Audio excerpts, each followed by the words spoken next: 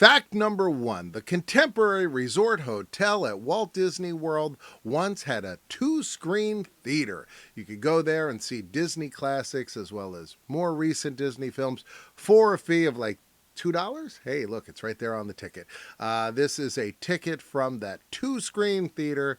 And there you have it. Fact number one, we are going through 50 unusual facts, and I hope you enjoy these. If you have any corrections or anything I omitted, please let me know in the comments. Also, make sure to like this video, give it a big old thumbs up, and let's go. There was a TV show many years ago called 2020. I think they're still on the air. I think they still are. And they brought a guy on. They paid him, this guy who was an imposter, Buckwheat. So the guy who played Buckwheat, he had passed away years prior.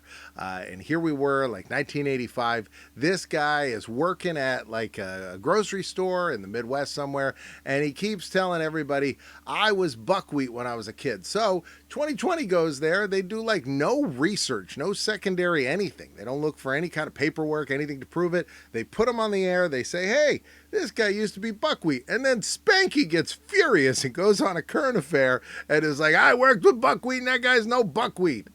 All right, that's fact number two. Let's go to fact number three. The first African Americans to ever appear on the cover of the Post are in this photo where they are working on the Statue of Liberty. It was a rule of the Post that they would not put any people of color in the Post, or at least not on the cover, and Norman Rockwell disagreed with that, so he painted some of the workers in this as being African American so as to make this the first one. And Steven Spielberg bought this original Norman Rockwell painting, and I believe he gifted it to the White House when Obama was president, so it is still part of the White House, art collection and is displayed from time to time. So there it is. This is Seiko. You might remember Seiko. Happy birthday, Polly. This is the robot from Rocky IV. And the reason this robot existed was this was a robot that had been designed to help children with autism. Sylvester Stallone has a child with autism, and so he knew about this robot, but he liked it so much, he was like, I'm putting it in my movie. Seiko also appeared on the opening day, I believe, special of EPCOT with Danny Kaye. So he was kind of a star. Here's an interesting one. The movie Cool World with Brad Pitt and an animated woman voiced by Kim Basinger. To celebrate it, they made a giant Hollywood. That was her character's name, Holly, W-O-U-L-D. Hollywood, if she could, I believe was the tagline for the movie. But this is the actual Hollywood sign, and they made a giant cutout of her and affixed it to the Hollywood sign. I think the wind blew it over a couple times, and then they said, okay, the contract's over. You guys get your movie promotion out of here. But for a brief time, she was officially sitting on the D in the Hollywood sign. Godzilla, 1999, I want to say, 98. I was trying to cheat. I was looking to see if I could see the date on there, but I cannot. Godzilla, to promote the movie, they had a very weird ad campaign. This is the Godzilla that within the Godzilla universe now they call this Zilla, and it's like the fake Godzilla. It's the Roland Emmerich and Dean. I don't know. I don't remember Dean's name. Maybe he was also Emmerich. Maybe it was Roland and Dean Emmerich. But they made this Godzilla movie, and the whole thing was like, his foot is as long as this bus. His back is as big as this, billboard. It was just real stupid. Anyway, that was the ad campaign that they did for their Godzilla film. Morkubine Porcupine is a character in the Disney movie Chicken Little, but he has like one line in the entire movie, but he's all over the trailer, and they made a poster just of him. So they had these posters that would be in the theater with the different main characters and this guy who's got like one line in the whole movie. So he was this weird character. Speaking of weird characters, Donald Duck is the mascot for the Oregon Ducks. Now, I know what you're thinking. This doesn't look exactly like Donald Duck, but it started out as them just using Donald Duck as their mascot. And Walt Disney was okay with it. And after he died, the Disney company was like, hey, you don't have permission to do this. You can't use Donald Duck as your mascot. And the owner of the team was able to produce a photo of him with Walt Disney at a game with Walt Disney wearing a sweater with the Oregon logo and Donald Duck on it.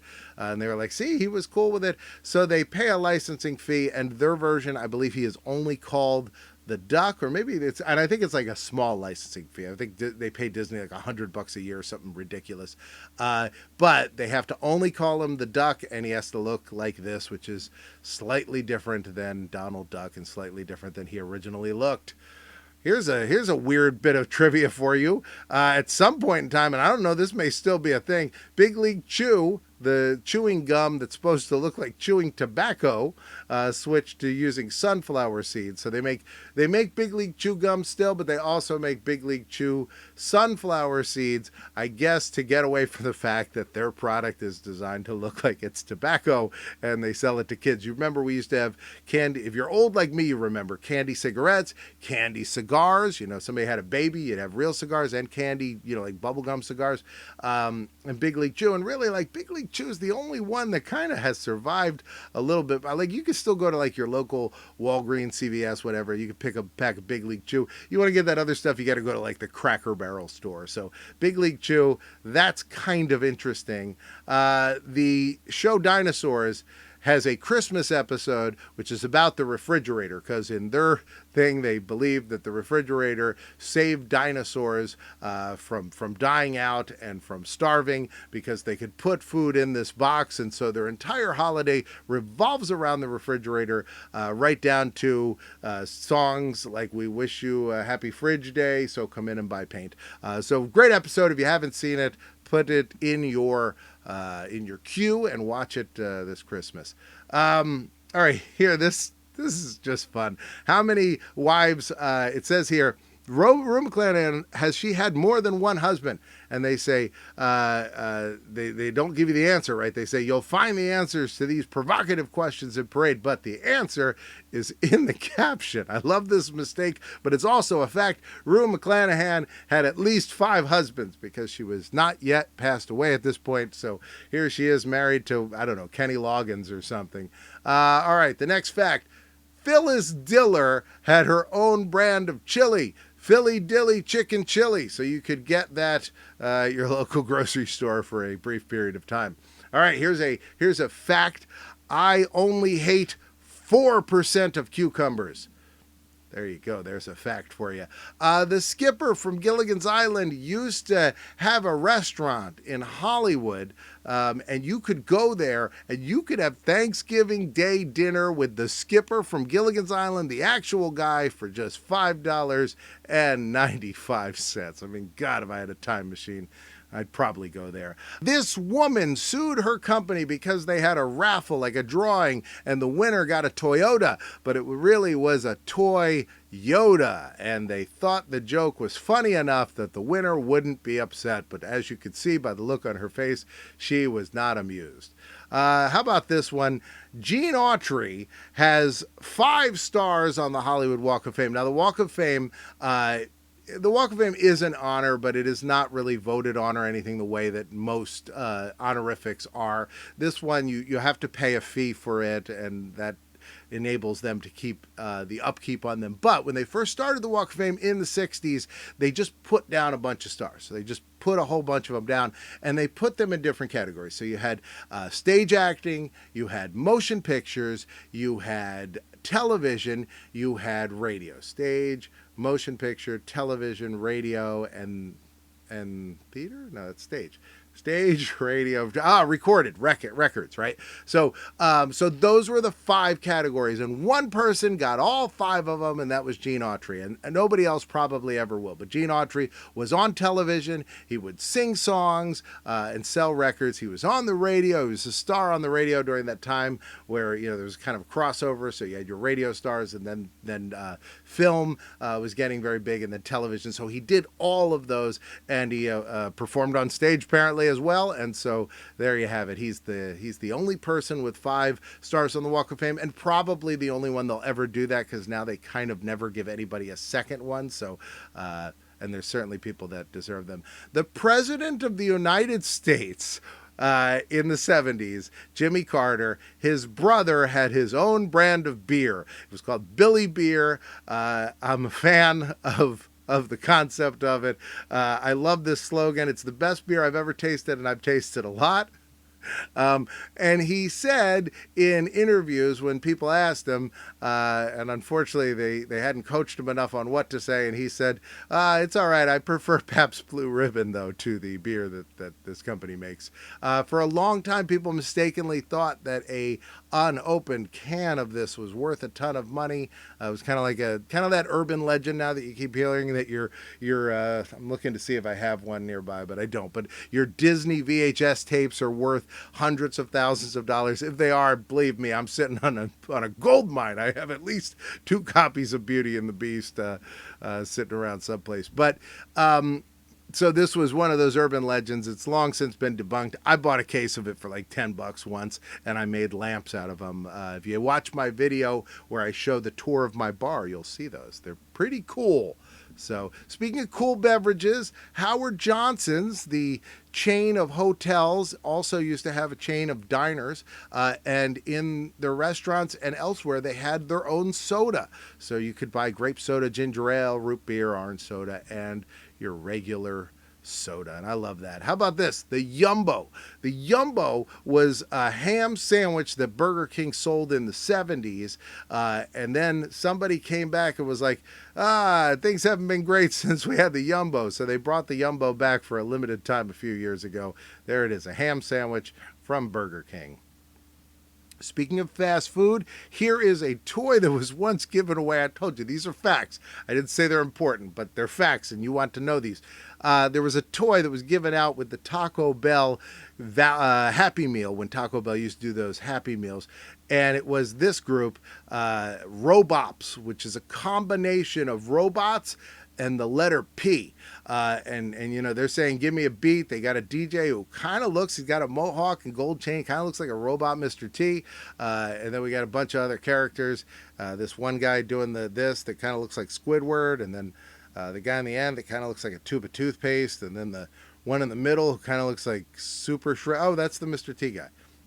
Well, anyway, there they are. They're quite a... No, there's 2. There's the Mr. T guy who does the Wheels of Steel, and then there's like the Darth Vader kind of guy with the gold chain in the front. All right. But he... You know what the thing is? He's got an intimidating face, but he wears like giant clown shoes, so he's not as intimidating. All right, here's a fact for you. This woman... Let me adjust this so you can see her a little better. Hi, there she is. This woman, Kimberly Williamson, she ran for the mayor of New Orleans, Louisiana, and as part of her website, she had a photo of her in New Orleans, but it was a Photoshop picture. You can see her there, and the part that I really want you to see, that's New Orleans Square in Disneyland. So she was running her campaign. Was running for the mayor of Disneyland, apparently. I don't remember if she won or lost, but there you go. There she is. The final episode of ALF. Spoiler alert! If you haven't seen the final episode, if you're like, I'm gonna binge watch ALF, I have no idea how it ends, and I don't want to be spoiled. I'm gonna give you right now. You can tune out for like 10 seconds. ALF's captured by the alien task force at the end of that series. What? They did have a movie years later that kind of resolved it in a happier tone, but one of the most joyful series of the 80s. Kentucky Fried Chicken franchised out to a beef restaurant at one point and made something called Kentucky Beef. Tastes like Kentucky Beef. Let's see here. NBA Jam had a code that you could put in so you could play as President Clinton. Here's one for you. At one point, an Aloha Airlines plane that would take passengers on little flights from one island to the other had an explosive decompression. Very sadly, a stewardess flew out of the plane when it was open like that, but everyone else survived. And this amazing photo, this is a real photo of after the plane landed. Absolutely one of the most horrifying things you can imagine, being in this plane and the roof coming off, and then they had to land on that next island. They did change some of the rules about how planes airplanes are tested, because prior to that, I believe they were tested on the number of miles they were sent on, and then after this, they were like, well, this came from going up and down so much, so we got to test on that as well. We can't just, use our standard of how many miles it's been. Here's one for you. Babe Ruth. That's Babe Ruth in the middle there. He spent some time working as a wrestling referee after his baseball career. So there's Babe Ruth. Speaking of professional wrestling, there was once a WWF Superstars cereal that on the box featured Hulk Hogan and the Ultimate Warrior just sweating into your cereal. Just adding a little bit of body oil and sweat right into there. All right, here's a picture of Curly Howard with hair. So there's some trivia for you. Curly at home with his family. Did he ever have hair? Yes, he shaved his head for the character he was playing in those. Here's one. McDonald's once sued this young lady. Is this Sally Jesse Raphael? Am I getting the two names confused? Sarah Jessica Parker. I knew I was going to do that. This is actress... Is it Sarah Jessica Parker, though? It wasn't Sarah Jessica Parker. This is, she played Daphne in the Scooby-Doo movie. And then she married Freddie Prinze Jr. And she was like Buffy the Vampire Slayer or something. One moment while I check her name. Okay, thanks for standing by. It was Sarah Michelle Gellar. It was not Sally Jesse Raphael, nor was it Sarah Jessica Parker. All right.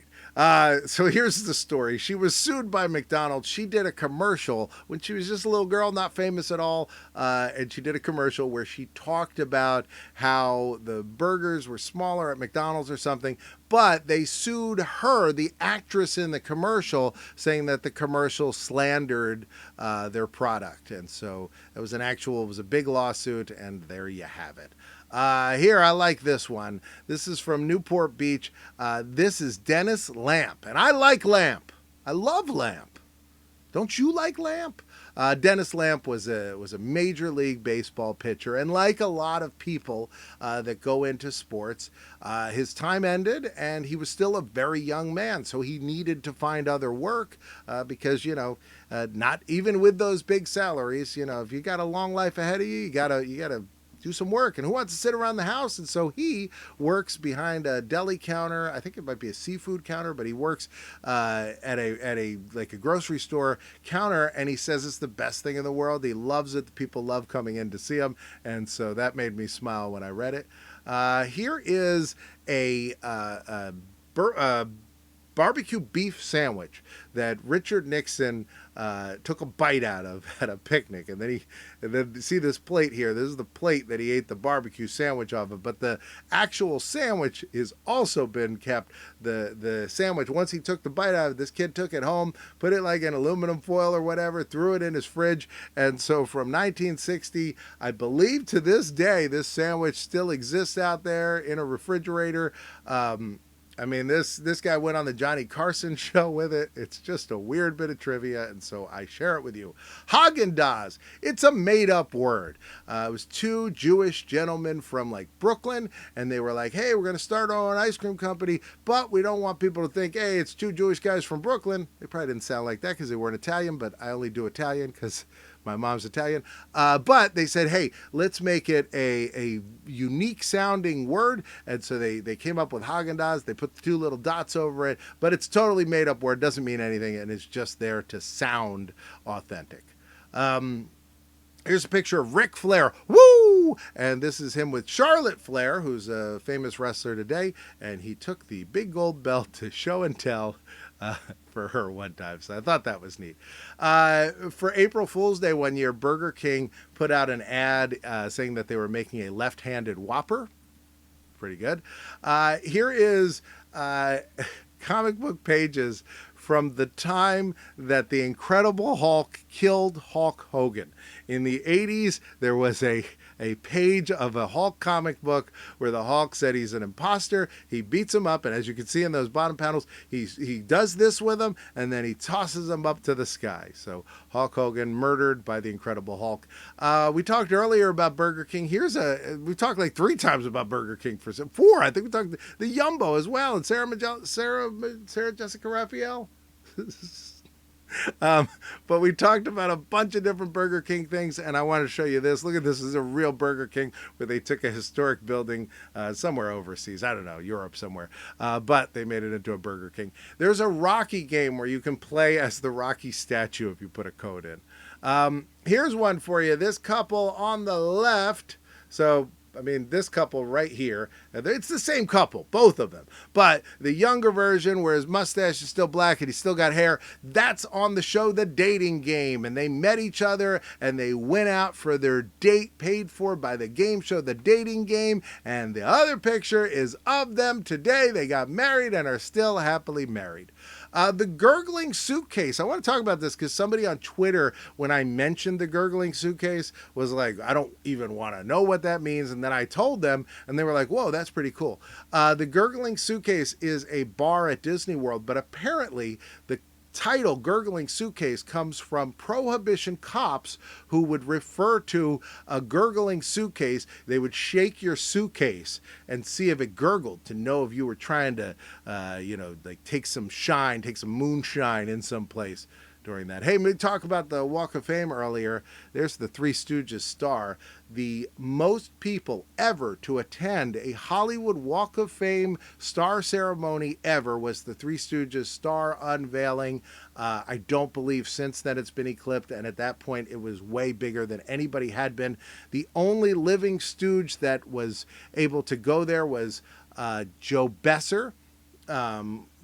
Curly Joe DeRita was still alive but was not well enough to go to it. The other Stooges had all passed away, but their star unveiling was, and they still are popular, but it was the biggest of all time. Here is a letter from 1917. It's a letter to Winston Churchill. And look at the bottom line. This is the first person to ever use OMG. I know what you're thinking. I thought that came about with Twitter or text messaging or something. No, 1917.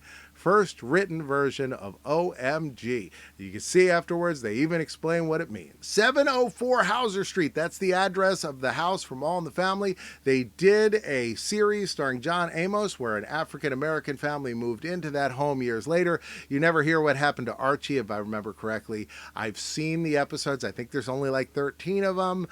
Played on CBS. I want to say like mid to late 90s and ran for like half a season. I think the episodes are on YouTube. I enjoyed it. I thought it was a neat concept. All right, here's one. 5 for Fighting. It's just one guy. I just found that very strange. Okay, Ronald Reagan once gave his second inaugural, but it wouldn't be an inaugural, whatever they call your second inaugural, which I think is not inaugural, because inaugural I think means like first of this thing. But his second one had to be canceled because it was heavy snow and very cold in Washington, D.C. So the Disney company, who he had worked with at other points throughout his career, and he was very close with Walt Disney, the Disney company actually brought all those marching bands to Florida, and they did a celebration where the President of the United States spoke at EPCOT, and the marching bands got to perform. It wasn't technically an inauguration or whatever they call the second inauguration, but it really was just there so the marching bands didn't miss out on their opportunity to play for the President, which is pretty cool. Here's Mr. T. We talked about Mr. T briefly before. I pity the fool. I love Mr. T. There's actually always a picture. I don't know if you guys have ever wondered. It's over here. The picture of me with somebody. It's Mr. T. And I think he's the best. And here he is. Back when he was a bodyguard. He was a bodyguard for Leon Spinks. You can see Leon's in the picture a little closer to us. But Mr. T was a big bad bodyguard. Here's one. Murder, She Wrote had its own board game. So I think that's That's worth a mention. The Disney ride Dinosaur was originally called Countdown to Extinction. It has a tie-in, though, with a movie called Dinosaur, so they renamed the attraction Dinosaur after it had opened. Here is the world's tallest woman. For a while, you could see her. Her name was Sandy Allen. You could see her at the Boardwalk in Atlantic City. She had a residency there, along with, I believe, for a while, the tallest European, I think. But she was the tallest woman, and she was there. And you can go see her any day of the week back then. Herbie Fully Loaded. We talked about Disney VHS. Well, here's one more fact about Disney VHSs. That is the final Disney VHS. What we're looking at is, I think, the DVD, but this movie is the final Disney movie released on VHS. So there you go. That's your little fact about Herbie Fully Loaded. And we got to go out with one more fact. Fact number 50 for you. Let me see if I get this one right. I always confuse this one, but I love this fact. A mule is the product of the mating of a horse and a donkey. A mule is a sterile animal that is produced by a horse and a donkey. So you take two mules, you can't make another mule. The only way to get a mule is to take a donkey and a horse. So you need two separate things to make yourself a mule. I am going to go make myself a Moscow mule. I hope you enjoyed watching this. If you want more of these, let me know in the comments. I'll see you next time. Don't be a mule.